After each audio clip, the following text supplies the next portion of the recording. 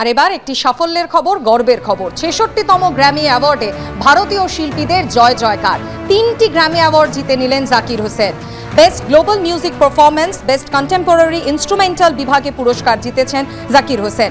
Best global music বিভাগে পুরস্কার জিতেছেন জাকির হোসেন। গ্র্যামি জিতেছেন ফিউশন ব্যান্ড শক্তির অন্যতম সদস্য শঙ্কর মহাদেবনও। দিস মোমেন্ট অ্যালবামের জন্য শঙ্কর মহাদেবন গ্র্যামি জিতেছেন বেস্ট গ্লোবাল মিউজিক বিভাগে।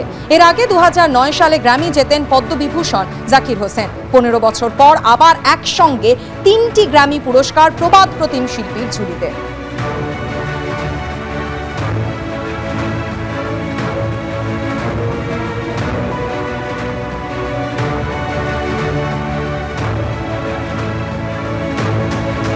ছেষট্টিতম গ্র্যামি অ্যাওয়ার্ডে ভারতীয় শিল্পীদের জয় জয়কার। 3টি গ্র্যামি অ্যাওয়ার্ড জিতে নিলেন জাকির হোসেন।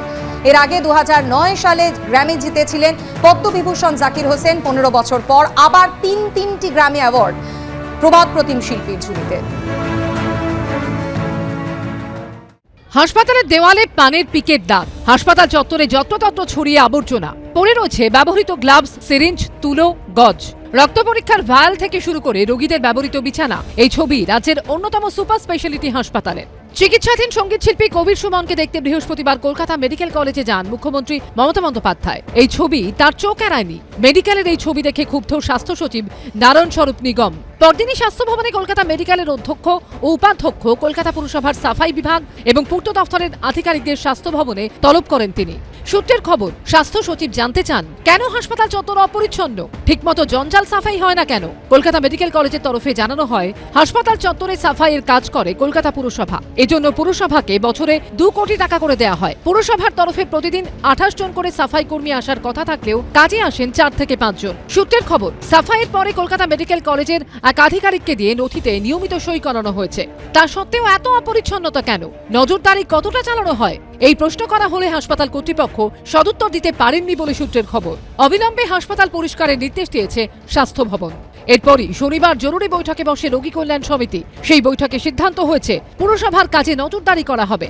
এই নিয়ে পুরসভার সঙ্গে কথা বলা হবে। হাসপাতালে স্থায়ী ও চুক্তিভিত্তিক সাফাই কর্মী ও গ্রুপ ডি কর্মীদের 350 শূন্য পদ পূরণ করা হবে। বেশ কয়েকটি সংস্থাকে সাফাইয়ের কাজ দেওয়া হবে। নজরদারির দায়িত্বে থাকবেন অ্যাসিস্ট্যান্ট সুপার ও ডেপুটি সুপাররা। আমরা যে স্টেপটা যেটা নিয়েছি, কলকাতা কর্পোরেশন যেমন করবে, পাশাপাশি আমরাও একটা যে স্ক্র্যাভেঞ্জিং একটা নেটওয়ার্ক আমরা তৈরি করব। কোনো একটা প্রাইভেট হাসপাতালে গেলে যেভাবে পরিষ্কার পরিচ্ছন্ন থাকে, যে সেখানে যাতে সরকারি হাসপাতালেও একইভাবে পরিষ্কার পরিচ্ছন্ন থাকে, তার জন্যে আমরা দেখব।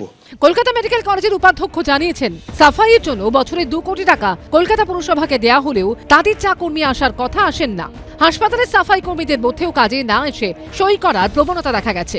কড়া হাতে এগুলি নিয়ন্ত্রণ করা হবে। এখানে যে 2 কোটি টাকা দিচ্ছে মেডিকেল কলেজগুলো পরিষ্কার রাখার জন্য, সেখানেও পৌরসভা কোনো দুর্নীতি করেছে না সেটা তো খতিয়ে দেখা দরকার। একটা হাসপাতালের সুস্থতার জন্য মানুষ আসে, অসুস্থ হওয়ার জন্য আসে না।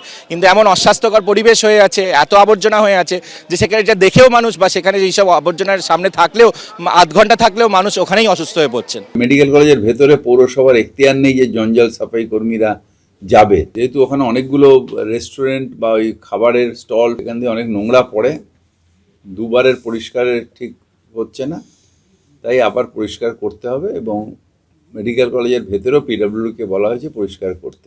যদিও এরপরও হাসপাতাল চত্বরের বাস্তব ছবিটা বদলায়নি। গোটা হাসপাতাল অপরিচ্ছন্ন বললেও কম বলা হয়। হাসপাতাল কর্তৃপক্ষের বক্তব্য যে তারা এ বিষয়ে তৎপরতা সঙ্গে ব্যবস্থা নিচ্ছেন। সন্দীপ সরকার, অরিন্দম সেন ও শিবাশিস মৌলিকের রিপোর্ট, এবিপি আনন্দ।